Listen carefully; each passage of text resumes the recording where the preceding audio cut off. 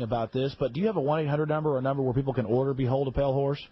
No, I don't have a 1-800 number, and even if I did, they couldn't order it because I will not contribute to the debt-based destruction of our economy and talking about the credit cards, the property of the American people. So they can't order anything from us by phone. If they want to order something from us, they have to send blank postal money orders or cash. Behold a Pale Horse is $30 delivered to your door, and you can order by sending blank money orders or cash to Harvest Trust in care of, and make sure you put in care of on the address, P.O. Box 2470. That's P.O. Box 2470, Eager, spelled E-A-G-A-R. That's Eager, spelled E-A-G-A-R, Arizona 85925. Once again, the zip is 85925. Say it all one more time. Harvest Trust, in care of P.O. Box 2470, Eager, or excuse me, that's the wrong town, I'm sorry. Make it in care of P.O. Box 1970, and the rest is okay. Harvest Trust, in care of P.O. Box 1970, Eager, spelled E-A-G-A-R, Arizona 85925. Well, I know you have a lot on your mind. Yeah, sorry about the mix-up on the P.O. Box. It's 1970 and not what I gave you. And for $30, this is a very large book. And the illustration on it is very interesting. Says a mouthful right there on the cover.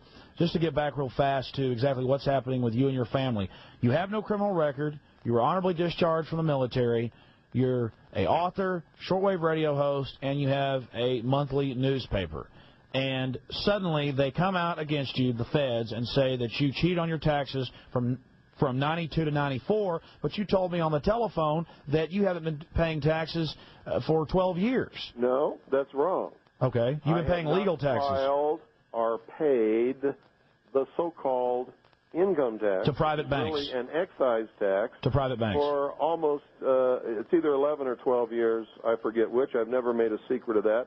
I am not liable for the so-called income tax administered by the so-called Internal Revenue Service, and I am not, but I do pay all lawful and constitutional taxes, which I am required to pay and always will. Give us an example of a lawful tax. Well, a lawful tax would be a state sales tax down at your local grocery store. A lawful tax would be a property tax for which you paid for it with the fiat Federal Reserve notes instead of gold or silver coin. You can't pay off a debt with a debt. So you never really purchase anything in this country, in this debt-based economy, with the fiat Federal Reserve notes. All you do is take possession under a lease, and the ownership stays with the government. That's why you get a warrant deed when you pay off your house instead of the patent title to the property, and that's why you get a certificate of title when you think you paid for your automobile instead of the actual patent title to that property. This is all being done with contract fraud, and people can't even... It is fraud. It's all fraud. That's why, I catch myself as I get deeper and deeper into this, becoming more angry, more flat out. I guess I'm at the point where you said that you were several years ago, where you're just sad about it because you see the people thinking they have a grasp of what's happening in the civilization. But I've read enough history, I know enough about the country and what's been happening to realize that pretty much everything that you're told in the media has lies weaved right into it. Oh, yeah. The American people are standing inside the gates of Disneyland holding their e-ticket, which is expired.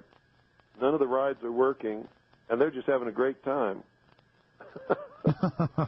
Well, anyways, so you think in the next 2 years we're headed into some...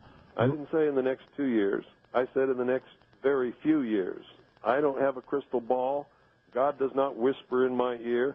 I'm not a prophet, and I'm not a psychic. Well, sir, but I can I'm none of those things either. From what I saw in that plan when I was with ONI, and what I have researched since then, tells me that within a very few years, the American people are either going to be totally enslaved in the worst enslavement that you can even dream of, or there's going to be a civil war actively being fought under the most terrible conditions in this country. Well, I don't have a crystal ball, but it's pretty simple to predict what these guys are going to do now that they're out in the open. I mean, 10 years ago it wasn't so out in the open. Now you turn on the TV, UN World Court, Clinton pushes national ID card. You turn on Lair NewsHour, secret military teams are trading with your local police. It's pretty much in your face now, and I don't know if Clinton wants to leave office, or maybe he wants to go be head of the UN or something. Who do you think, as leaders from your intelligence networks, do you think are on the horizon? Who do you think the next president will be? Do you think? Why do I care? They're not my leaders, and it's not my government anymore.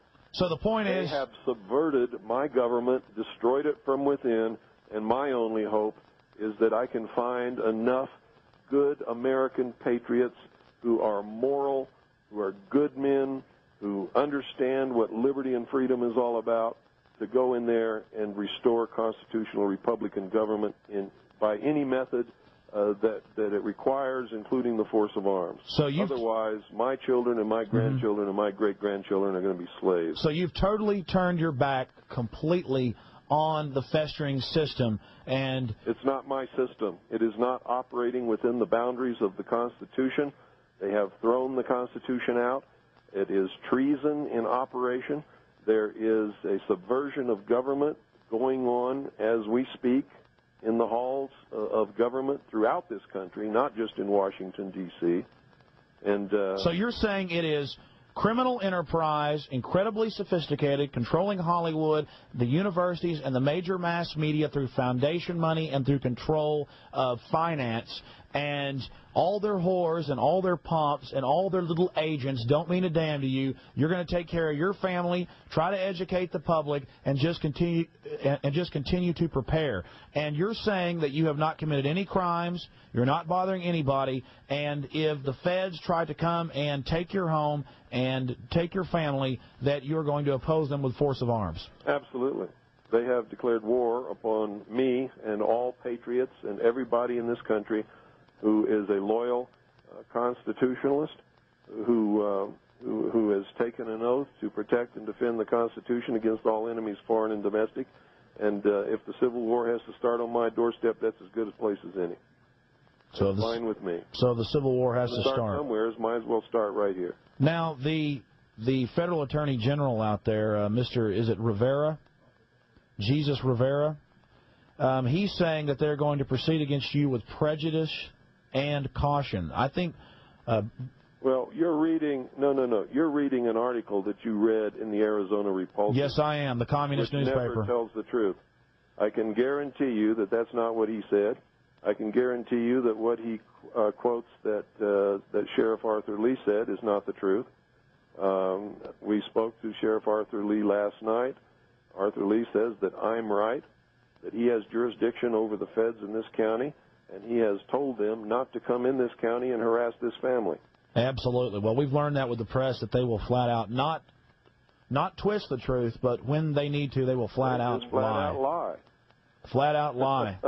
Flat out lie. Well, that's great then. You're not in too much trouble if you've got the sheriff on your side. People don't realize the power of the sheriff. Not just the sheriff. This is a good American community here, and there is a very strong militia, and not just here, but good, solid Americans all across this country are sick and fed up, and we know that if they attempt anything here, there's going to be a war the likes of you can't conceive of what's going to happen.